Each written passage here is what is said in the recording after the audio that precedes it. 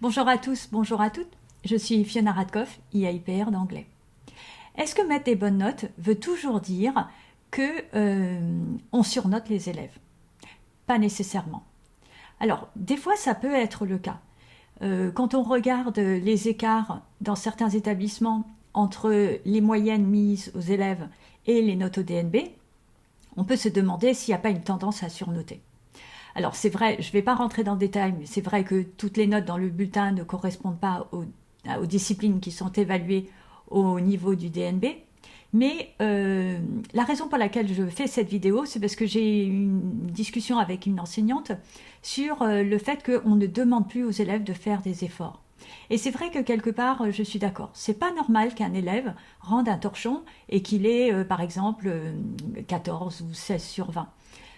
Mais c'est pas pour autant qu'il faille mettre de mauvaises notes.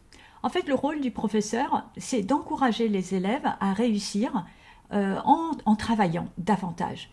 Et donc, mettre des bonnes notes, ça peut être le résultat justement d'avoir été plus exigeant, d'avoir donné aux élèves une deuxième chance pour qu'ils puissent réussir.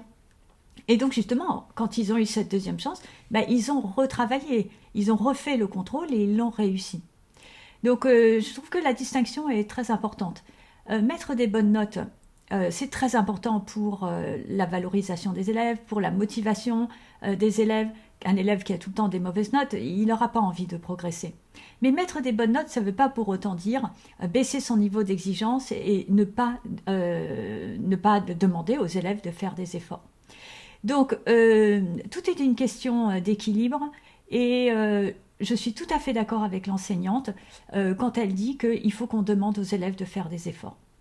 Je trouve qu'il faut demander aux élèves un niveau d'exigence qui est élevé, mais il faut amener les élèves à y arriver et ne pas leur donner qu'une seule chance ou accepter, comme peut-être on peut le voir par-ci par-là, que les élèves rendent quelque chose qui n'est pas satisfaisant et puis mettre une bonne note quand même pour avoir la paix avec les parents. Voilà. Donc, je vous souhaite à tous et à toutes et une excellente continuation. Et puis à bientôt. Au revoir.